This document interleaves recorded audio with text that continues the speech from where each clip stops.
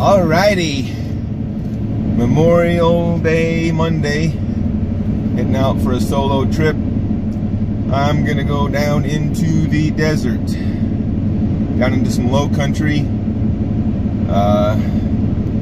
It's areas I like to hit. It's the type of area where you will probably walk all day and not find anything. But occasionally I get into a pocket of antlers, and usually if you find an antler out here, it's a good one. So I like to hike out here. To me, it's worth it to hike all day and find one big one. I could care less about picking up 2 points and 3 points.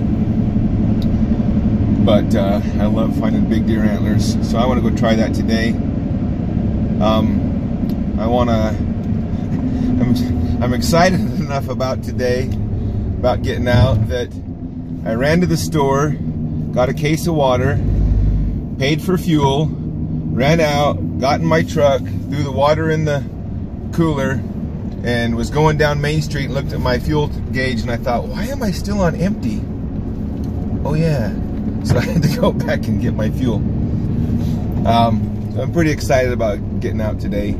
Probably going to be hot, but that's okay. You're going to have to just deal with that. I brought extra water, and just have to take it a little bit easier.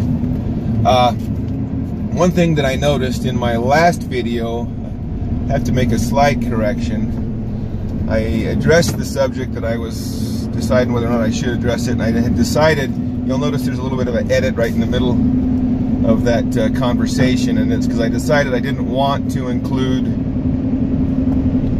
the negative comments in connection with anybody in specific, because no reason for that. But I did want to mention a few of the ones that I was digging lately, some of the channels that I thought were really good, and so I mentioned a couple, and in doing so that was a mistake, because I obviously didn't mention all the ones that are good, and I couldn't name off the top of my head. There's several good shed hunting channels that only have, you know, maybe 2, 3, 5 videos out, and they're really good. They're really entertaining to watch. And I did run into one that I hadn't seen any of the videos on, that I've been watching, that's been pretty good. I won't remember it right. I think it's Mile High. I liked your videos. I've watched 3 or 4 of them so far.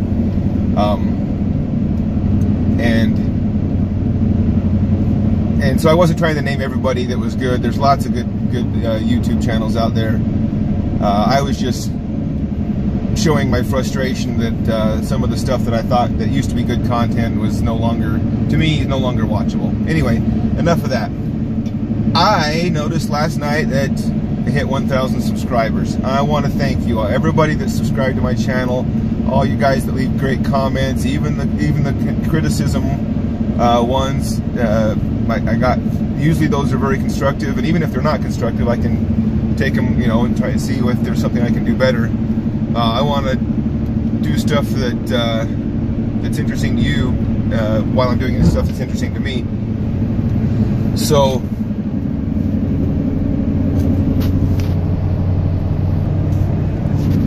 sorry, I had to stop for a second. So here's the thing, I wanted to do a giveaway.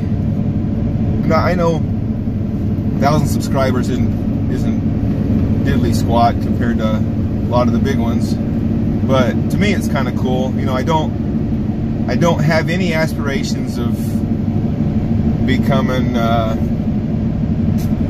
you know, of making money off of the channel, and of, you know, racking up sponsors and stuff like that. I don't have any sponsors, and I kind of like that. Just for example, right now I'm a little unhappy with Horn Hunter Packs. Everybody seems to be a sponsor of Horn Hunter Packs, and I think that's why you don't hear a lot of the problems that I'm having with my packs falling apart. I couldn't get a hold of anybody. They wouldn't answer emails. I finally got a hold of somebody who knew somebody there, who told me to send my pack in care of somebody. That's been some weeks ago. I haven't heard anything. I haven't got my pack back. They haven't bothered to tell me, yeah, we're working on it, or, you know, it's literally 1 day shipping from me here, so it's not like I should be waiting weeks to get it back. If they got it and whatever they were going to do with it, they've had plenty of time to do it, and I haven't got my pack back. So if I was one of their sponsors, then I'd be reluctant to tell you guys that. You know, you guys probably, as you're looking for packs, you're going to take that stuff into consideration. Who's got a good warranty? Who takes care of their customers after you buy it? And maybe they will. Maybe I'm being impatient. As a business owner, I try to give people the benefit of the doubt. Maybe they're just busy fixing packs that are falling apart. That wasn't nice. But anyway, it's a little bit frustrating. I should have just ordered I found a rail hauler pack that I've heard good things about. A lot of you guys have recommended that pack. Alright, I am just getting started here, but I already came up on something pretty cool I think some of you will like. Check this out. I've never seen this panel.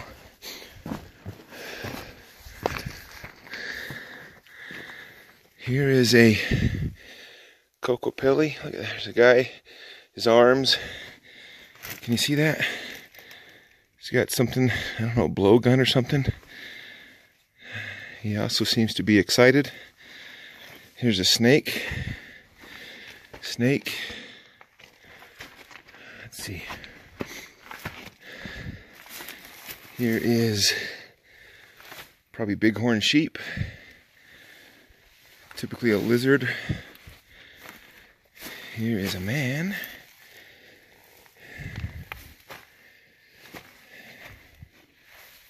And then here's a bigger panel. Bighorn sheep. Let's see, let me back up. Here's a really good bighorn sheep. Check out this guy. 1, 2, 3, 4, 5 fingers. Now what do you suppose those things are? Who really thinks that people look like that? What are they? Spiral. This piece of rock right here is broken off someplace. Used to have more panel on it. I wonder where that rock would be. It probably would have been laying right here. I wonder if somebody took it. Took part of the panel. A couple of cool snakes there. What is this here? Not sure. See these right here. I don't know if you can see these. These right here are done at a different time. Kind of have to have an eye for it, but somebody's come along probably in the last 100 years and done those. I don't know why. Anyway, that is a pretty cool panel, and it's one I'd never seen before. Lots of that stuff out in this area though, so no surprise to find it. Alright. As you can see, as I come off that hill, got deer sign in here. I've actually been seeing quite a bit, which is good for this area because there's not a high number of deer. But they've been in here. Just not yet any sign that they've been in here when they were shedding. But we'll keep looking.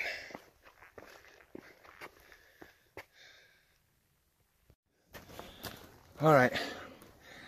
I just walking through this sand and stuff right here. Got droppings and tracks and everything.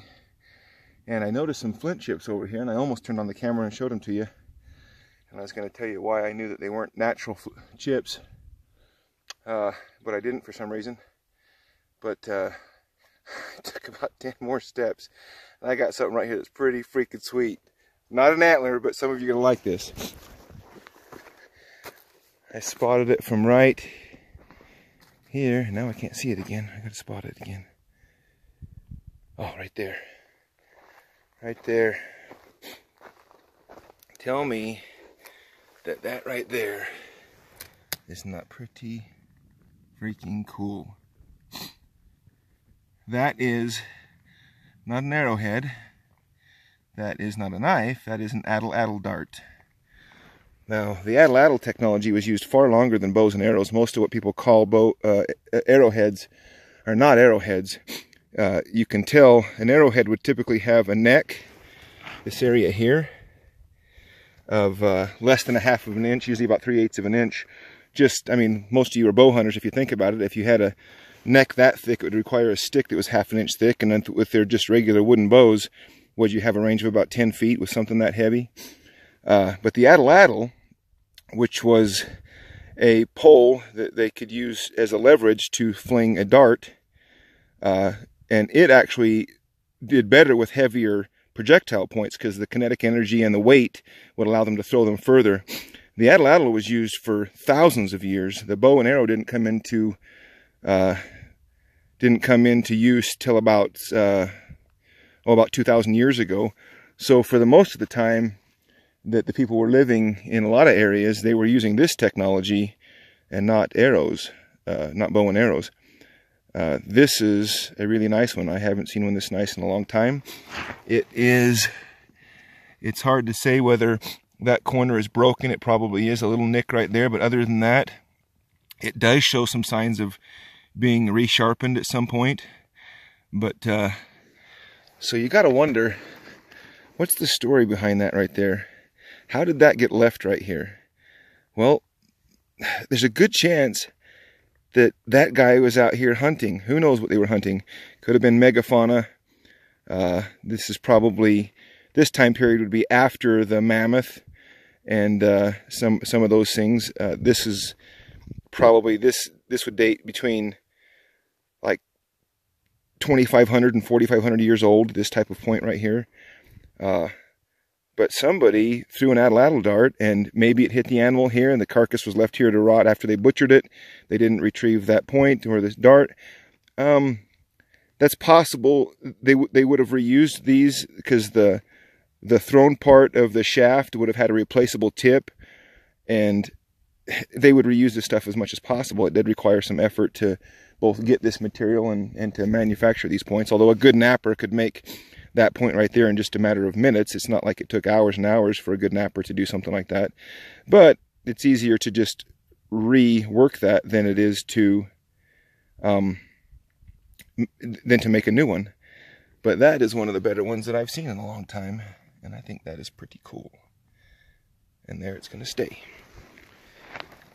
Now, if we can just find some dadgum antlers, that will be sweet.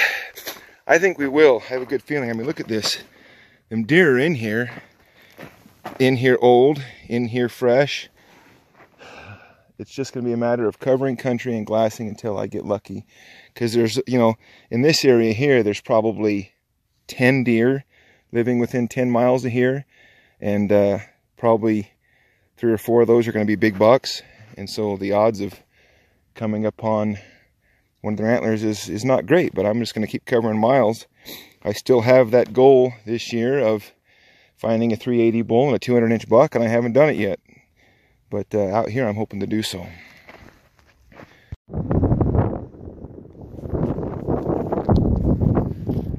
Well, I just checked. It's almost 2 o'clock. I've actually started looping back. I'm about 13 miles into the hike, and I haven't found any antlers until just now. And I was glassing down here. This bull. And I looked off here to my left. And look right there on that. Let's see if I can find it. Right there on that point. Right dead center. Just perched there. Look at that. Let's go look at that one. Let me pause. Alright, I paused it there for a second because I had some complaint about walking a lot with the camera. It gets nauseating. But I'm almost to it. Bear with me. What a crazy place to drop an antler. So long ago.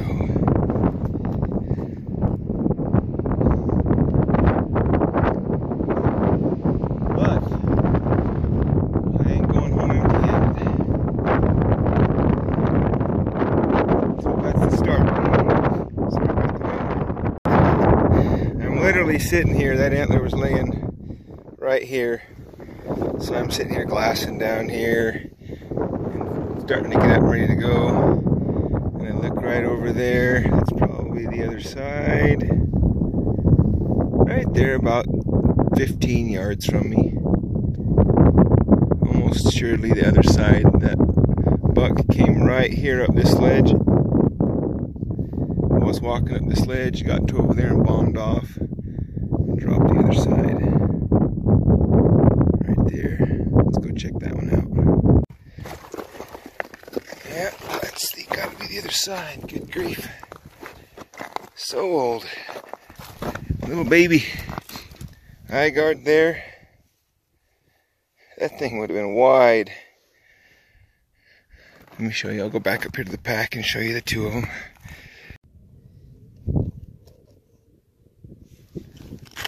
Look at this old one. Definitely a sat. Would have been a wide dude. And little teeny eye guards. Just a big, would have been a 3 there. So old. This thing's probably older than I am.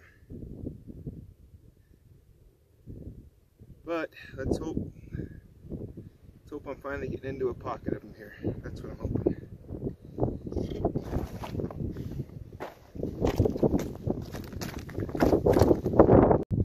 Alright, we got another one. Kind of a odd looking buck here. Still haven't quite got into the type of bucks that I'm out here walking a million miles for, but this one looks kind of cool. And let's check it out, man. Another one that's, gosh, that's almost looking like very similar to the same buck. Non-typical all over the place. That's the same buck. Look at that long beam and the wimpy eye guard. Same buck. He had some trash earlier in his life, but I'm looking for your great grandkids, dude. But that's cool. This is only, I mean, it's obviously the same buck, but this is only maybe a quarter of a mile from where that set was. Oh, he had a dropper. That dude is just an old troll.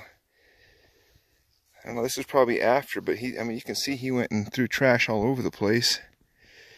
2 there, 1 there, 1 there, cluster of points there, and a dropper. That's cool. That's just cool. Now, if he's true to form, he dropped side by side, and if one of them was underneath this tree here, that's actually a heavy antler for being that chalky. This is several pounds. Let's look real quick and see if we can't see if he dropped both sides like he did back around the corner. I will be right back if I can find him. Look at that. Right there, see that little bit of an antler? And if you look closely to the left, there's a skull right there in that bush, which means there's a deadhead laying there. Kind of sucks.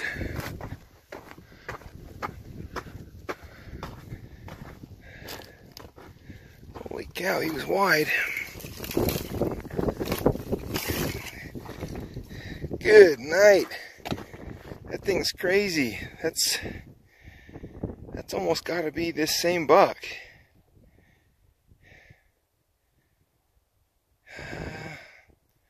I don't know, very similar. That's just a buck that just died of old age, I bet. Well, I don't know. Definitely crazy. Tucked way into that bush.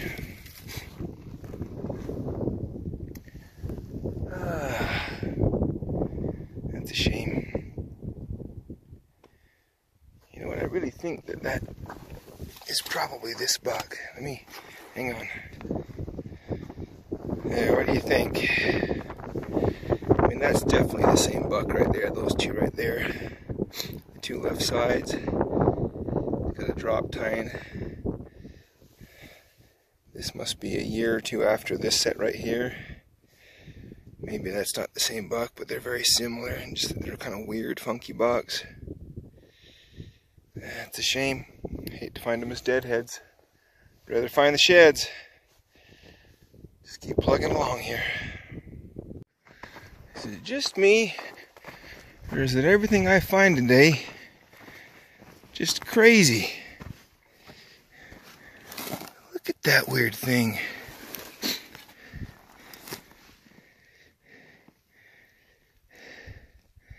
Again, he's got crap coming off of him everywhere. Just a straight beam coming out with stuff coming off all over the place. And we'll stay there, but it's crazy. Whew.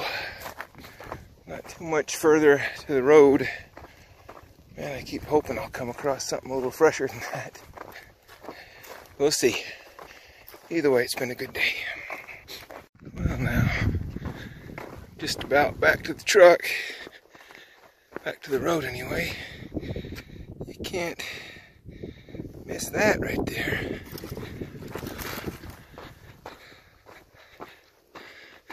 There we go. Still a old dude. Not quite as old. Well, yeah, every bit as old. Good grief. Where are the bucks dropping this decade? But got another 4. Now we just got to find a way back down to the road and to the truck. Oh, while I'm talking, I'd almost forgot the grindstones. Some of the 2 most common responses were that they were all deep dish, which is, and that they were all broken. They weren't all deep dish. There was one that was a shallow dish, but that wasn't the thing that I was looking for. Those of you that observed they were all broken were right, which is interesting because that leads you to one of 2 conclusions. One, people that were living there were going to be driven out, and they did not want anybody else to be able to use those. So before they left, they destroyed them. That's possible. Or they left for a period of time, hiding perhaps in other canyons, and when whatever enemy was coming in got there, they were frustrated and mad that they couldn't find the people that were supposed to be there, so they destroyed all the grindstones.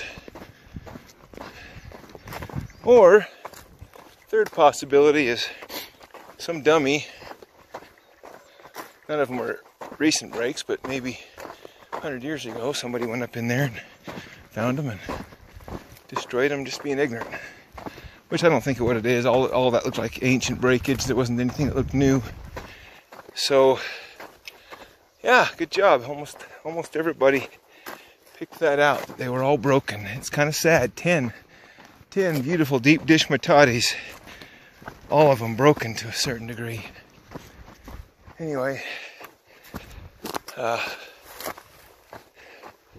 comment with your input on the contest.